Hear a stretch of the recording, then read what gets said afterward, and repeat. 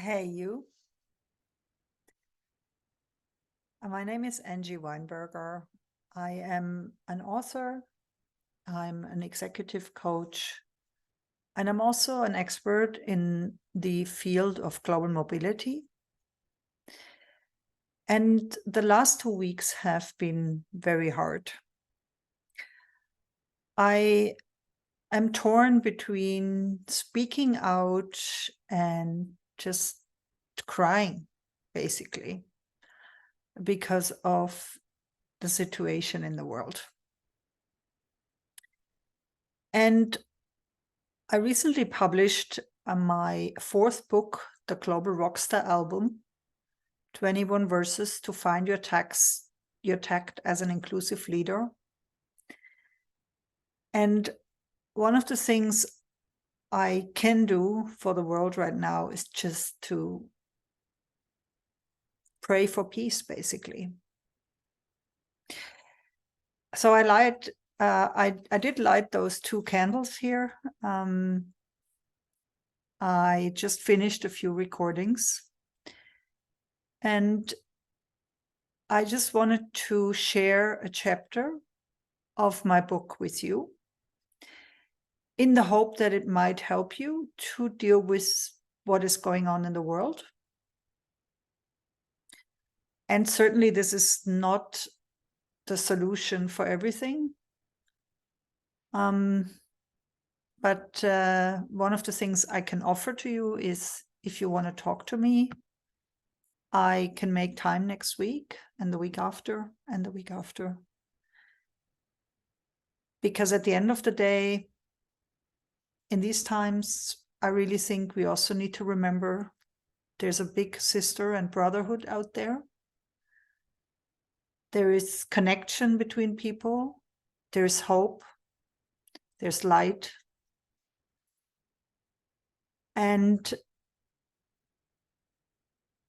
human suffering is never a good idea. Never, ever. So, verse 4, deal with your stressors. You would like to change something. You may want to become a more inclusive leader in your career and life. You might be experiencing stress and feel something is off.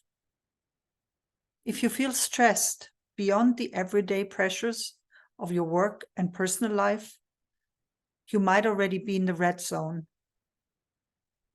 And it is tough to move out of the red zone without burnout, heart attack, an accident, or external support.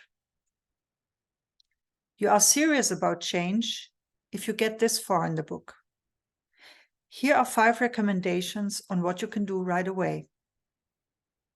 1, take a security stop. Take some slow breath, inhaling through your nose, then slowly exhaling through your mouth. Slow breathing is one of the best ways to lower stress because it signals your brain to relax your body. You can also try the 4-7-8 breathing technique. You can plan a whole weekend offline or go to a retreat where you can be offline for 48 hours or more. See what comes up without constant input. During the security stop, you will have a lot of thoughts rushing through your brain, and a good idea would be to journal during this time. 2, build a support group. Keep in regular contact with people close to you and talk to them. Talk to people you think can help. Let them know how you feel and share concerns or discuss everyday things. Especially if you live alone, create a schedule where you connect with people outside your work at least once a week. If you are new in the city, a starting point can be expert groups. Another option is to join an online group around a topic of your interest, for example, hiking. 3, develop a health routine. The emphasis here is on both health and routine. That means not using alcohol and drugs to deal with fear, anxiety, boredom, and social isolation. Instead, focus on establishing consistent sleeping pattern, maintaining personal hygiene, eating regularly, having healthy food, and improving time management, including exercise, work, personal time, and sleep time. We need to get dressed in nice clothes, commute to work, and have a distance between work and leisure.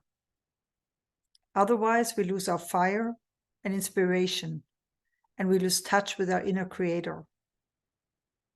Try to get out of the home more often. 4, practice self-care. We are human and thus not immune to doubt and anxiety. Don't expect too much of yourself on more challenging days. Instead, accept that you may be more productive some days than others. One way to practice self-kindness is to reduce how much you watch, read, or listen to news that make you feel anxious or distressed, especially information from your home country.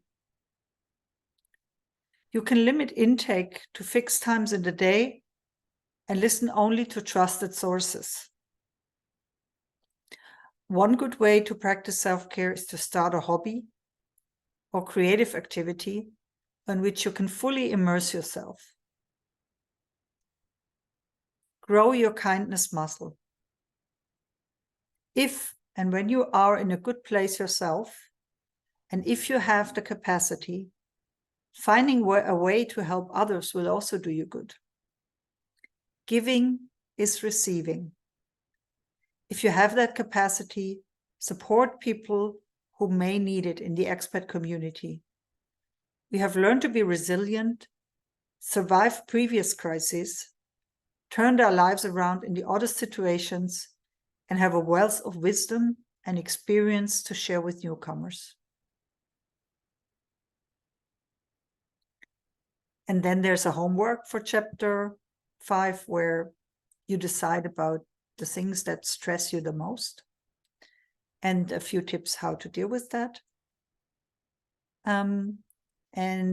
Previously we introduced a list of things you do not want to have in your next job. I call it the not list. And the homework there is to check the not list again and add the stressors so that they're not on your next job as well. That's all. And let's pray for peace. Reach out to our neighbors. Be kind to one another. And not forget that we're all brothers and sisters in this world. Goodbye.